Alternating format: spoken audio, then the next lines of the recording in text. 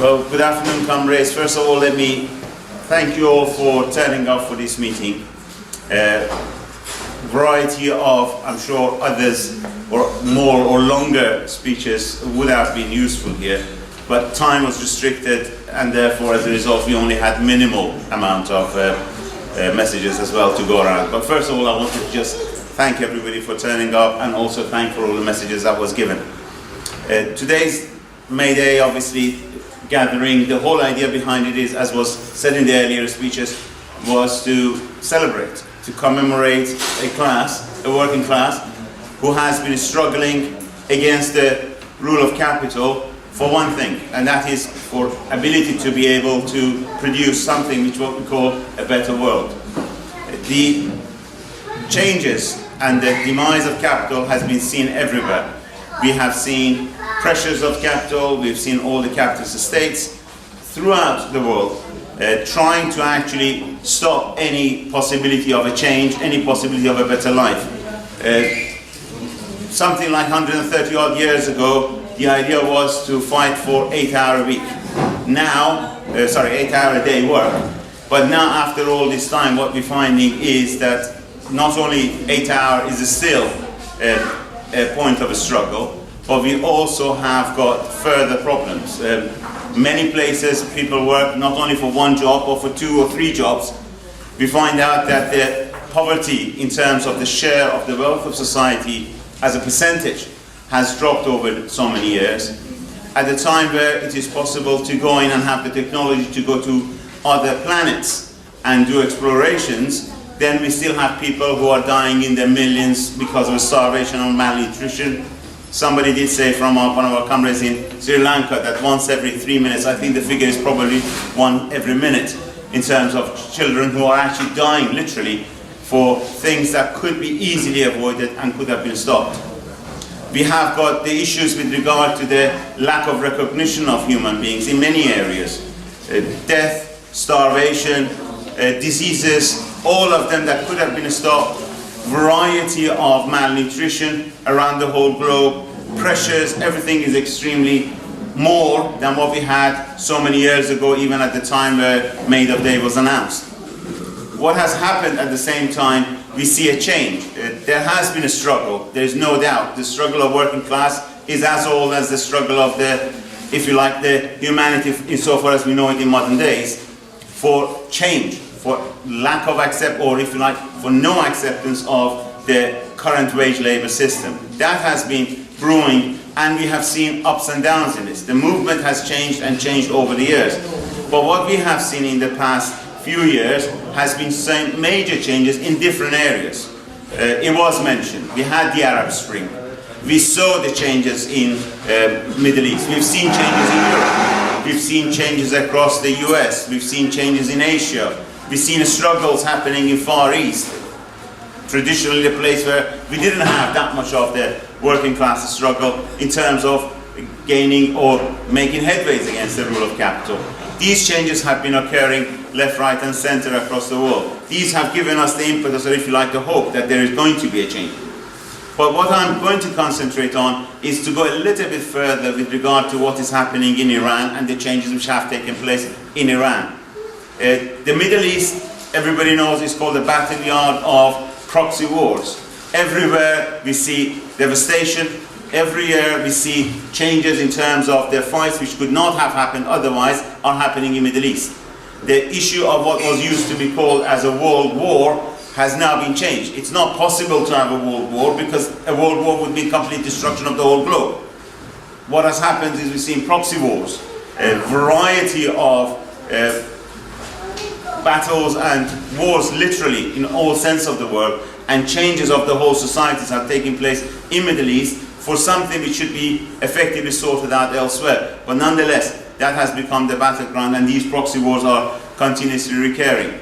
We hear today with regard to Iran with the issue of the sanctions on one hand, the issues of flooding which has happened on the other, and we're also seeing the rhetoric now growing up in terms of war with US and the name calling as one calls the other one terrorist. And therefore, as a result, further and further talk of possibility of a war and the change of atmosphere that has brought with it. But at the same time, we have seen alongside this issue, we have seen a change with regard to the effective social background and the struggle which are taking place in Iran. During the last 2 years or so, we have seen a major change in terms of the atmosphere. There was a huge protest action across the whole of Iran just about a year and a half ago, in last December before last, where masses came out on the streets. They were saying enough is enough in terms of the pressures of the Islamic Republic, the lack of availability of the basic needs, the pressures in terms of suppression, the inability of people to actually make the day end. All of these blew up in a major struggle across the whole country. What has happened since then? We've seen a growth in terms of this struggle.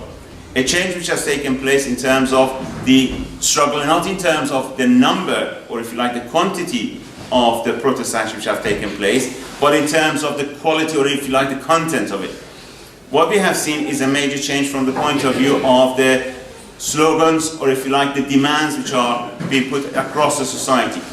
The working class in Iran has had, obviously, struggles, but what we see is this becoming more of an acceptable, or if you like, addressing the needs of society, and these have come to the fore. For example, the fight against inability to actually live, low wages, the pressures in terms of the relation with the bosses, unemployment as another issue, lack of homes, homelessness as a major issue, problems with regard to education, availability of health for all, the environmental issues that are taking place across the country.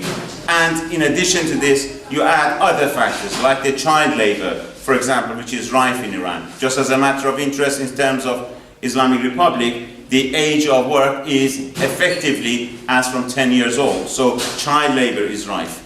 We have seen the issue with regard to the rights of women, the lack of recognition of women, what is generally called as a gender apartheid in Iran.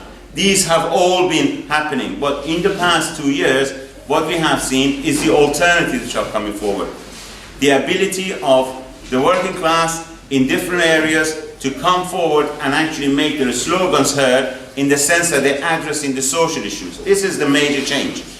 If it was before that we had the struggle in the individual workplaces, but what we're seeing now is the answer, or if you like, the possibility of a change and the slogans for change in terms of what does the working class suggest as the alternatives.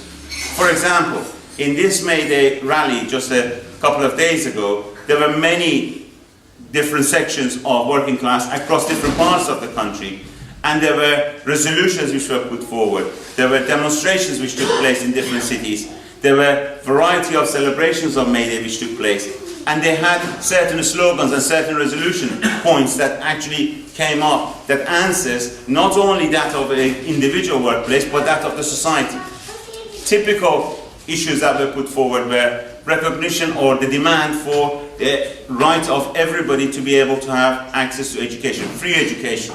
And this was against the decision of the Islamic Republic to try to actually make privatized education as the norm. There was slogans, or if you like, demands for an end to child labor. There was demand and call for the availability of healthcare to all. There was demand for the recognition of the right of people to have shelter and have no, or if you like, an end to homelessness the way we see it in today. The demand for recognition of the right of people to be able to have a decent wage, and the wage to be set not by what is the common area which is acceptable even to the ILO as the bosses and, if you like, the government with some what they call the workers' representatives, proxies of the Islamic Republic to make the decision, but for the workers themselves to decide how much should be their wages. The pressure on the Islamic Republic, the demand for or call for one thing, and that was the case as in terms of the tackling of the issue of flooding, for the local area people to be able to actually identify exactly what is the damage and call for sufficient amount of resources to be allocated to actually fight back against this pressure. There was also call with regard to the rights of people who are retired, Typically, in every capitalist country, people are only good in so long as they work. Afterwards, they're supposed to be ignored. Retired people, in terms of variety of sectors, were as part of these demonstrations, and they were calling for their right to be recognized and their income to be increased accordingly, so that they can live in a little bit of more of a peace of mind than what they are having currently. There was also other demands for the recognitions of certain requirements. Typically, these were the norms. Recognition of the right to strike, which is illegal in Iran. Recognition of freedom of association, which is again illegal in Iran. Furthermore, there was, in one of the resolutions in Tehran, it was not only just to have the freedom of association, but the ability of people to decide to join any party they wanted to, or belong to any party they wanted to be. In other words, recognition of the rights of parties in terms of association, in terms of growth, to be also acceptable. The demands are stretching further. It was the idea with regard to the work and production in the society. What we have seen across all capitalist societies is the share of the working class has become gradually lower and lower across many years. Nominally, the salaries may have increased, but in terms of the share of the wealth of the society, that has diminished drastically. Demands were recognition of the rights of people and have a fair share with regard to in what is available or produced as riches in the society. These were the major changes. And it is showing in Iran, at least, the first time where such demands are being expressed, not in terms of, as I said, just one working area, not one workplace, but as a response to what is the society needs. In other words, the working class is trying to provide an answer to social needs across the whole society. And as a result, a change in atmosphere is coming. The Islamic Republic has no option. The obvious option was suppression. Following the demonstrations which we had seen in Iran during the May Day, which is again probably in a way like UK, where you don't see May Day as being a day of national, if you like, holiday. The demand for that was still there, but there was the idea or the pressure to put down in terms of recognition of these requirements as the rights of individuals within the society as citizens. Now this is a huge change.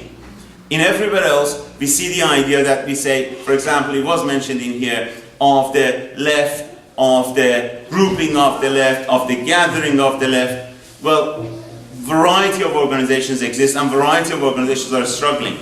One thing which was very, very prominent in Iran, at least we could see during the past year and a half, is recognition that having organizations, having individual workplace associations, which are very much essential, is not enough. In order to be able to put a strong position against the government, in order to make a change, we need to go further. We need to have our own class party. The requirement of having a working class party is so very clear. Without a party, without the unity of action across the whole of the society, achievements of these rights become or tend to become very much temporary and become very much short-term. This is, again, something which has been coming up to the fore. We see through the class struggle in Iran. The need for working class to be able to nationally organize and to be nationally presented. Now, usually we have different scenarios in here. In Iran, we had an uprising some 40-odd years ago where the masses came together and the slogan of the ruling classes, or even the Islamic Republic came to the power afterwards, was that we are all together. We are all in the similar boat. It doesn't matter what are our differences, but we can all be presented together. This idea of everybody together has lost its credibility in Iran so much. The recognition that we are all together has transformed to a polarization which we see in the society. Working class needs its own party, needs its own class party. And like everywhere else, every single idea that is in the society has got also presence in the working class. So recognition of a need for a party that represents not just the benefits of one section, but the benefit of the working class as a whole, is that of a communist, if you like, a proper working class party. That need and that recognition has come to the fore. It is impossible to win anything in any area on its own, with its own section, and if you like, within own sector of the society. The need for a class party. And the growth of a recognition of that need has become something which we've seen. The polarization which has happened as a result is what we see in terms of the situation in Iran. The right obviously has its own alternative. The left, or if you like, the workers, bring variety of alternatives. Across the society there are many alternatives. What we have seen is the fight between, or the struggle between these alternatives. Everybody knows the Islamic Republic life is not extended, but over time, especially now, everybody says that Islamic Republic is reaching its end. The beginning of its end has already started, or if you like, the death knell of the Islamic Republic as such as we knew it is actually ringing. Everybody can hear it. Even the authorities have recognized that there is an end to their life, and they have said clearly many times that we can hear the protests which are taking place. The struggle which is taking place in Iran is that of the alternatives. The alternatives between right, left, center, and variety of groupings are saying what should happen afterwards. We had one experience during the 1979 uprising in Iran. The idea was, let's get rid of the Shah, it doesn't matter what happens afterwards. Our most, or if you like, the basic idea forward was that we need to actually stop the Islamic Republic and ask, the regime of the Shah's rule and end to it. This has become a lesson which has been learned. The lesson that has been learned is that it is not enough to say we do not want the Islamic Republic, but it is important to recognize what we want after. In other words, the idea of let's get rid of something for the moment, we talk about what happens afterwards, has been a lesson we have learned through struggle over the past 40 years. It is not good enough for us to say the Islamic Republic must go. That is recognized across the society. The question is, what should come after it? The battle, or if you like, the struggle place which is taking place in Iran is about those alternatives. What should happen afterwards? The Islamic Republic end is not a question. The question is the alternative. And in this alternative building, in this struggle, different parts of the society, different classes are putting their own alternatives and therefore they're organizing accordingly. What is the job of our socialists and communists is to make sure that the working class itself has got its own class objectives and its mobilization accordingly. And this is what's happening in Iran. It's good news, it's major change, we can see this upheaval, it has brought a lot of hope and a lot of action, if you like, in response to it. We're still at the beginning of the job. There's still a long way to go. A long way to go in terms of ensuring that any activity or any achievement that has been made in Iran is something that we can hold. There is not good enough to actually be able to achieve or gain something, but not be able to hold it.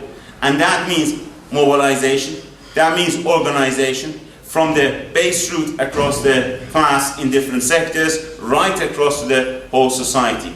It is in this alternative where we can see the rule of capital being challenged in Iran with the Islamic face of it in terms of the government. This is the change which is happening, and as I said, it has brought lots of new ideas to the society. There has been growth in different sectors, in different areas, but the battle of the alternatives are still very much rife. At the same time, we see something else. We see the impact of this change. Any slight change in Iran obviously is going to have a major impact not only in Iran but across the whole region. Middle East is one of those places which would be tremendously affected. The benefits of it, the change in Iran, the change of the working class to be able to put its own alternative into power would mean a lot of changes in terms of reduction of a variety of hostilities which are taking place across the Middle East to start with. The ability to put the toppling of the Islamic Republic means a complete change in terms of the approach of the way that the different authorities or different states are working across the whole Middle East. The relationship obviously changes completely, and therefore any change in Iran has huge impact across the whole region. And that change could not only affect just the Middle East, but I think it would have a huge impact across the other parts of the world. The question that we have also at the same time is something else. Should anything happen in Iran? Should the working class be able to actually topple the Islamic Republic? Should we end up with a workers' rule in the country? Would they allow us to stay in power? Would there not be the situation where we have the whole world crushing onto, or if you like, the whole capitalist states crushing against the people in Iran in terms of their uprising, and would they be able to hold the power?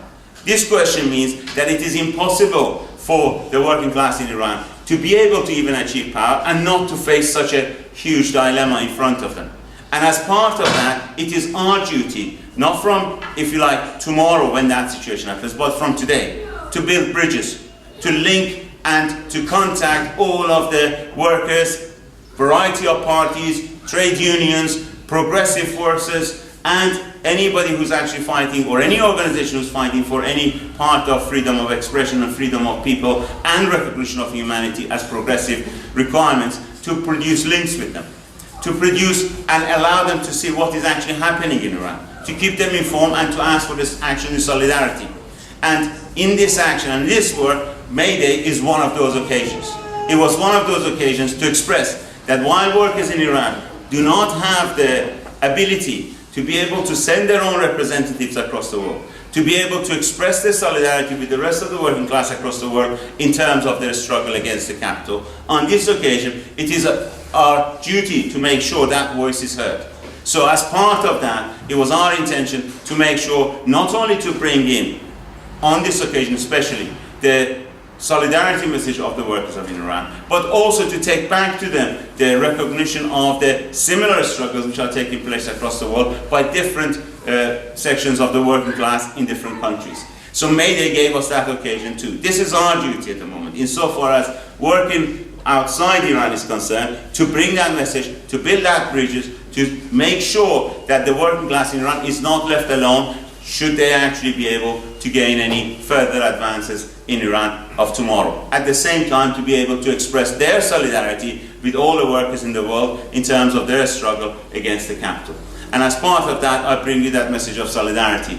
As May Day struggle, the day which is our day, we call it our day because it's our day of saying, in this day, we celebrate our own international unity against the rule of capital and calling for an end for the capitalism system as a system of wage labor across the world. And on that note, I give you my greetings as well on this May Day occasion. Thank you.